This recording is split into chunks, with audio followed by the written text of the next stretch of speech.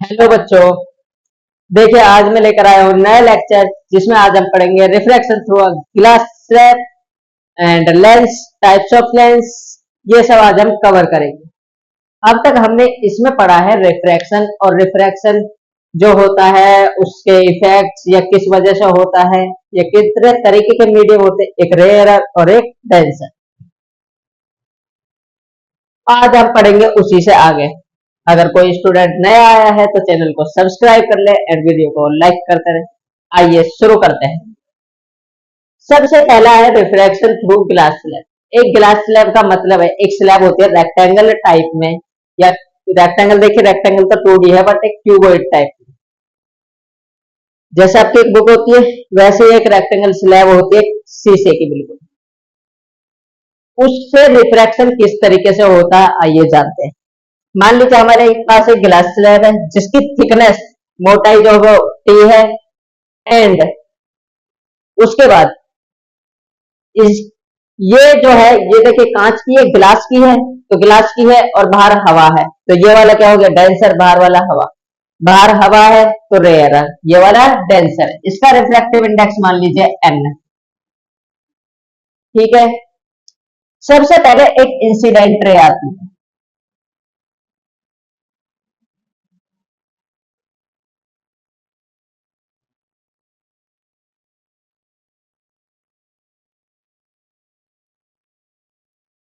कौन सी रे है ये? Incident ray.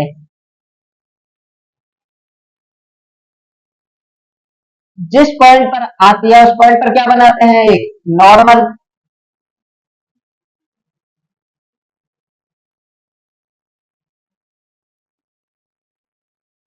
ये क्या है? नॉर्मल। नॉर्मल और इंसिडेंट रे के बीच का एंगल, एंगल ऑफ इंसिडेंस। पहली चीज क्लियर।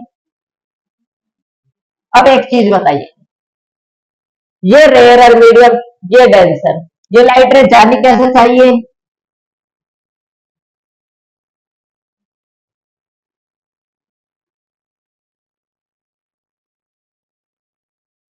इस तरीके से जानी चाहिए। जब लाइट आई है तो बिल्कुल सीधी जानी चाहिए। बट रेयर से जब लाइट डेंसर जाती है तो क्या होती है? Bend towards the normal. सीधे जाने के बजाय लाइट रे क्या हो जाएगी? नॉर्मल की तरफ बेंड हो जाएगी, हल्की सी। और जब जाएगी तो इस तरीके से।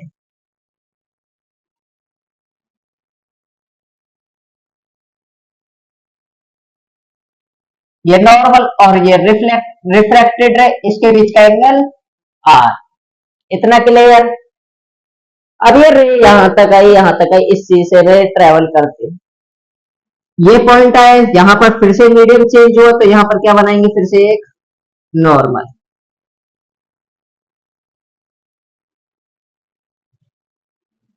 नॉर्मल, नॉर्मल और ये जो रे है इसके बीच का एंगल क्या होगा? देखिए ये नॉर्मल, ये नॉर्मल, ये तो पैरेलल लाइट रे बन गई। ये जेड की तरह से बन रही है तो ये भी एंगल कितना हो जाएगा? आर, अल्टरनेट एंगल से।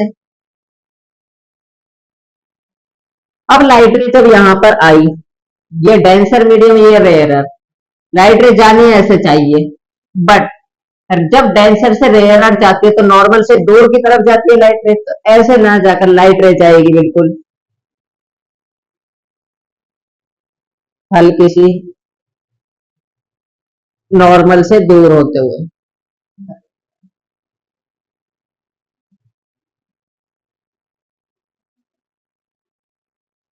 इस तरीके से।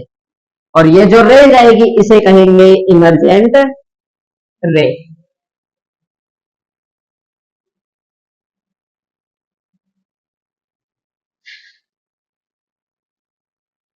Emergent ray. अब इमरजेंट रे और नॉर्मल के बीच का जो एंगल होता है उसे कहते हैं एंगल ऑफ इमरजेंस।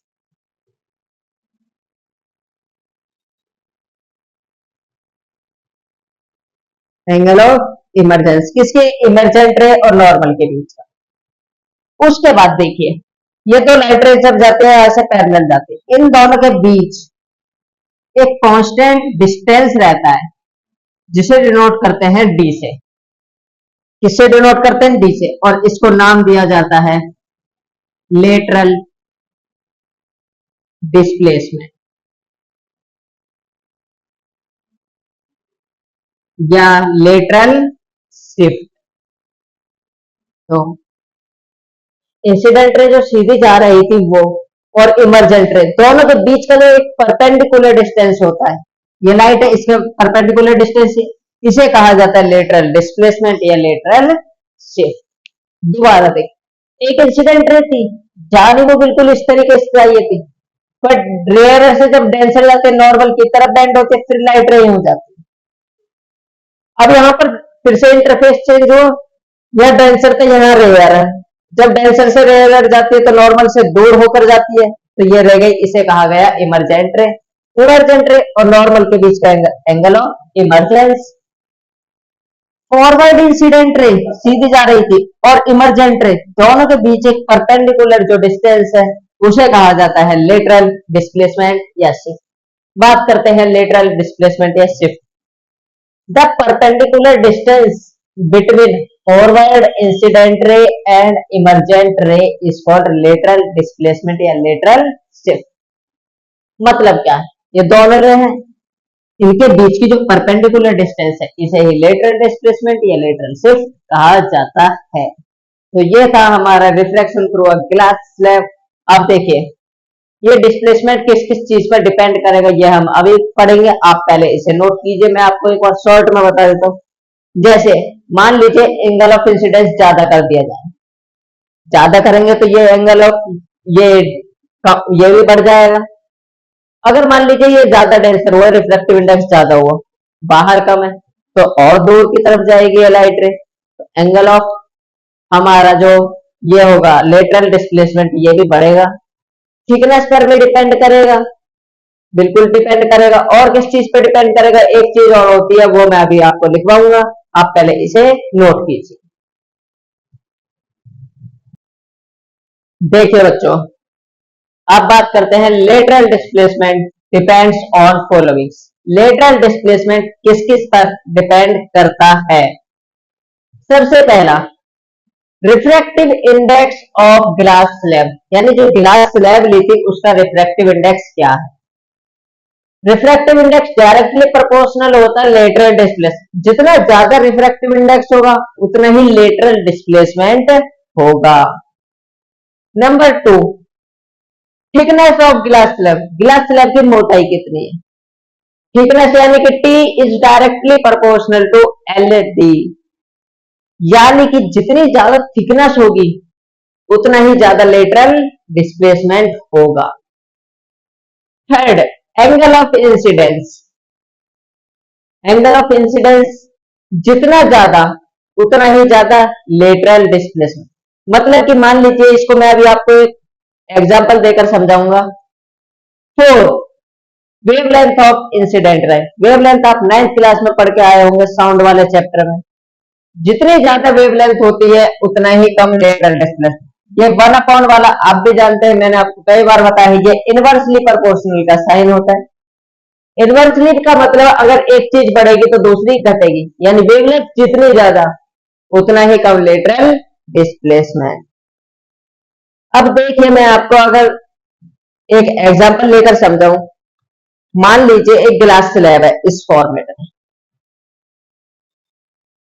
आप क्या करिएगा, अगर आपके पास ग्लास स्लैब हो किसी के पास में, या इतना मोटा शीशा हो, लेजर लाइट लीजिएगा, लेजर लाइट को ना साइड से मारिएगा उसको, आप उसको चेक करिएगा सामने एक पेज पर रखकर कहां से लाइट निकल रही है, और उसको चेंज करिएगा, एंगल चेंज करिएगा नॉर्मल से। ठीक है, तो आपको उस समय पता चलेगा। अगर आप एंगल ऑफ इंसिडेंस बढ़ाएंगे तो लेटरल डिस्प्लेसमेंट भी बढ़ेगा। तो आप इसको खुद भी करके देख सकते हैं कई बार, अगर जिसके पास में ऐसे चीजें हैं जो वो कर सकते हैं। लेटरल डिस्प्लेसमेंट होता है खत्म। अब बात करते हैं हम दूसरा मेन टॉपिक जिसे कहते हैं लेंस। मिरर खत्म हो चुका था पहले ही, अब लेंस से रिलेटेड। लेंस आखिर है क्या? The uniform transparent medium bounded by two spherical और one spherical and one plane surface is called lens. यानी कि दो स्फेरिकल सरफेस हो, दोनों गोल हो वो सरफेस, या एक गोल हो और एक प्लेन हो, उनके बीच में जो यूनिफॉर्म ट्रांसपेरेंट, ट्रांसपेरेंट मतलब जिसके पार लाइट चले जाए, यूनिफॉर्म मतलब हर हिस्से में बराबर ट्रांसपेरेंसी होनी चाहिए। ऐसा नहीं है कि एक मान लीजिए इस तरीके से बना हुआ है, यहाँ पर ब्लैक कलर ज्यादा, यहाँ का ज्यादा गाढ़ा वो शीशा मोटा है, यहाँ पर पतला शीशा, ऐसा नहीं, हर जगह बराबर हिस्से में होना चाहिए, उसे कहा जाता है लेंस। अब लेंस हमारे पास कितने तरीके के, मेनली दो तरीके के ही लेंस होते हैं, जिस तरीके से दो तरीके के मिरर होते हैं, एक कॉनकेव लेंस, एक कॉन्वेक्स लेंस। डिफरेंस क्या है? मिरर में आपने पढ़ा होगा कॉनकेव मिरर को क्या कहा जाता था? Converging mirror. बट लेंस में क्या हो जाता है? उल्टा, कनकेव लेंस को डाइवर्जिंग लेंस कहा जाता है और कॉन्वेक्स लेंस को कन्वर्जिंग लेंस। बट मिरर के केस में ये उल्टा था, कनकेव मिरर को कन्वर्जिंग कहा जाता था और कॉन्वेक्स वाले को डाइवर्जिंग कहा जाता था। बात करेंगे दोनों लेंस की, किस तरीके से दिखते हैं ये, आप इसे नोट कीजिए पहले। हेलो बच्चों, देखिए अब बात करते हैं हम दो तरीके के लेंसेज की, एक कॉनकेव लेंस, एक कॉन्वेक्स लेंस। सबसे पहले बात करेंगे concave lens. The lens which is thick at edges and thin at middle is called concave lens. वो लेंस जो कि एजेस यानी किनारों पर कैसा हो, मोटा हो, और बीच में से कैसा हो, पतला, उसे कहा जाएगा कॉनकेव लेंस। कॉनकेव आप देख लीजिए, मैंने कहा केव यानी गुफा, ये कॉनकेव लेंस। इस लेंस को क्या कहा जाता है? डाइवर्जिंग लेंस भी कहा जाता है। वो लेंस जो कि एजेस पर से मोटा हो और मिडल से पतला हो, उसे कॉनकेव लेंस कहा जाता है। दूसरा बात करते हैं convex lens. The lens which is thin at edges and thick at corners is called convex lens. इसे कन्वर्जिंग मिरर भी कहा जाता है। वो लेंस जो एजेस पर तो थिन हो यानी पतला हो और मिडल में क्या हो, थिक हो। देखिए शायद कोई गलती हो गई है, thin at edges and thick, हाँ थिक एट मिडल। मिडल से कैसा हो, थिक हो, उसे कहा जाता है कॉन्वेक्स लेंस। यानी जो एजेस पे पतला हो और मिडल पे क्या हो, मोटा, उसे कहा जाएगा कॉन्वेक्स लेंस और इसे कन्वर्जिंग मिरर भी कहा जाता है। और भी कई तरीके के लेंसेस हैं बट उसमें से आपको याद नहीं करने, दो ही इंपॉर्टेंट है और मैं दो आपको बता देता हूँ। एक होता है प्लेनो कॉन्वेक्स, वो लेंस जो एक तरफ से प्लेन हो, एक साइड से कन्वेक्स। प्लेनो कनकेव, एक साइड से प्लेन हो, दूसरी साइड से कनकेव। ये है हमारे पास टाइप्स ऑफ लेंसेस, आप इसे नोट कीजिए। इसके बाद बात करेंगे जो जो टर्म हमारे लेंस में यूज होती हैं। देखिए बच्चों, अब बात करते हैं terms related to lens. Lens में कौन कौन से टर्म यूज होते, जैसे मिरर में हमने काफी सारी इमेज टर्म्स पढ़ी थी जो यूज होती थी, ऐसे ही लेंस में भी है। जैसे मिरर में थी सेम, वो भी लेंस में भी काफी यूज होते हैं बट कुछ जो अलग है वो मैं आपको लिखवाता हूँ। Number 1, optical centre. Optical centre देखिए होता क्या है, the centre of lens through which light can pass without any deviation is called optical center। Lens का वो सेंटर जहां से लाइट बिना डेविएट किए पास कर जाए, डेविएट मतलब जिस रास्ते पर है उसी रास्ते पर जाए, रास्ते से भटके। मान लीजिए यह है हमारे पास लेंस,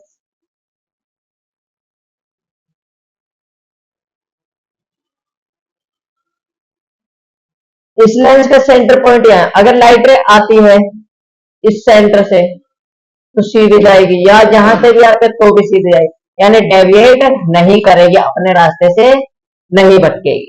तो वो पॉइंट लेंस का जहां से लाइट बिना डेविएट किए सीधी चले जाए, उसे कहा जाता है ऑप्टिकल सेंटर। इसे ओ से डिनोट करते हैं। अगला principal axis, the line passing through optical centre and perpendicular to the line joining the edges of lens. मान लीजिए ये लेंस है, इधर बना देता हूं, ये लेंस है, इस लेंस के एजिस हैं, इन दोनों से जोड़ो एक सीधी लाइन, और यहां पर ऑप्टिकल सेंटर, इससे पास होने वाली सीधी लाइन को क्या कहा जाएगा? Principal axis. तो the line passing through optical center and perpendicular to the line join, perpendicular line joining ये थी, इसके perpendicular ये लाइन थी, तो इसे कहा गया था principal axis. Number 3, principal focus. A point on principal axis, principal axis पर वो point where all light rays parallel to principal axis, जो प्रिंसिपल एक्सिस के पैरेलल आई हैं, आइदर कन्वर्ज, या तो कन्वर्ज होंगी, मिलेंगी, और appears to diverge, appears to diverge मतलब फैलते हुए दिखेंगी आफ्टर रिफ्रैक्शन, रिफ्रैक्शन होने के बाद। यानी कि प्रिंसिपल एक्सिस पर वो पॉइंट जहां पर कोई भी लाइट रे जो प्रिंसिपल एक्सिस के पैरेलल है, या तो वो मिले या एक पॉइंट से निकलते हुए दिखे रिफ्रैक्शन के बाद, उसे ही कहा जाएगा प्रिंसिपल फोकस। ये 3 टर्म्स थी, और बाकी जो भी है वो नॉर्मल रहती हैं। अब बात करते हैं साइन कन्वेक्शन। मिरर का साइन कन्वेक्शन आपने पढ़ा था, क्या था कि वहां पर क्या था? प्रिंसिपल पोल से लेफ्ट साइड के डिस्टेंस नेगेटिव थे, नीचे वाले डिस्टेंस नेगेटिव। यहां पर ऑप्टिकल सेंटर है, ऑप्टिकल सेंटर से लेफ्ट वाले पॉजिटिव, नीचे वाले नेगेटिव। बस एक डिफरेंस क्या है? मान लीजिए जैसे मिरर होता था, ये पोल था, यहां से डिस्टेंस पोल तक की मापते थे, बट यहाँ पर है लेंस। मान लीजिए लेंस है, तो लेंस के डिस्टेंसेस यहाँ पोल से नहीं, यहाँ ऑप्टिकल सेंटर से नापे जाएंगे। तो same as spherical mirror except all distances are measured from optical centre of lens. Same बिल्कुल मिरर की तरह है, बट डिफरेंस क्या है? सिर्फ इतना, वहां पर पोल से मेजर करते थे डिस्टेंस, यहाँ पर ऑप्टिकल सेंटर से मेजर करते हैं। तो ये थे हमारे टर्म्स और साइन कन्वेक्शन, आप इसे नोट कीजिए। इसके बाद बात करेंगे हम focus of convex and concave lenses. देखिए converging nature of convex lens. अब कन्वर्जिंग कैसे? मान लीजिए इस लेंस के प्रिंसिपल एक्सिस के पैरेलल लाइट रे आ जाती है, पैरेलल कहां से आती है? इनफाइनाइट, यहां तक गई। दूसरी एक पैरेलल लाइट रेज आती है यहां से,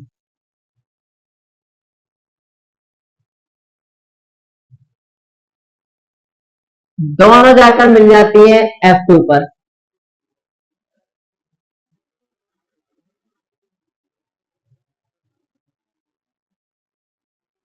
जब बहुत सारे लाइट रेज एक ही पॉइंट पर आकर मिलती हैं तो उन्हें कैसे कहा जाता है? Converging light rays. तो यह था पहला कन्वर्जिंग नेचर। डाइवर्जिंग नेचर, मान लीजिए पैरेलल लाइट रेज आती हैं,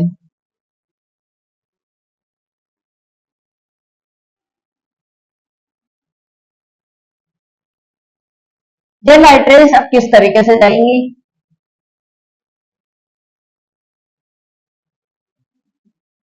जाने कैसे चाहिए? देखिए दोनों की दोनों जो लाइट रेज हैं, यहां पर देखिए सरफेस कैसा है? ये कनकेव, कनकेव वाला है। अब देखिए यहां से अगर नॉर्मल बनाएंगे तो लाइट रेज ऐसे जाएगी,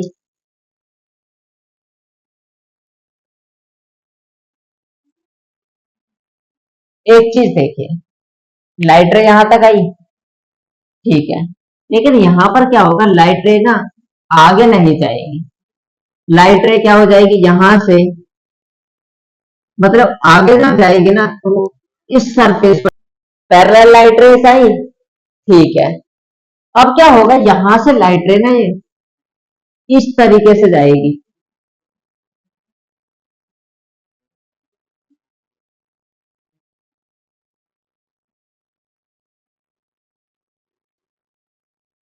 पीछे को आकर कहां पर मिले?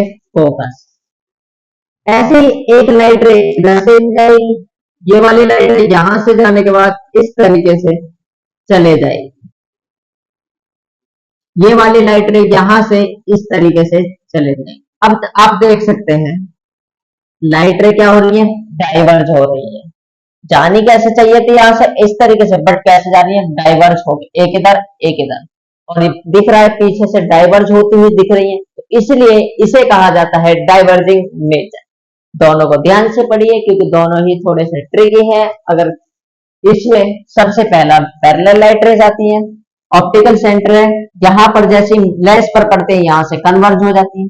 दो लाइट रेज पैरेलल आती है, जैसे यहाँ पर लेंस पर पड़ते हैं यहाँ से डाइवर्ज हो जाती है, इसलिए इसे डाइवर्जिंग लेंस कहा जाता है, इसे कन्वर्जिंग लेंस कहा जाता है। आप इसे नोट कीजिए।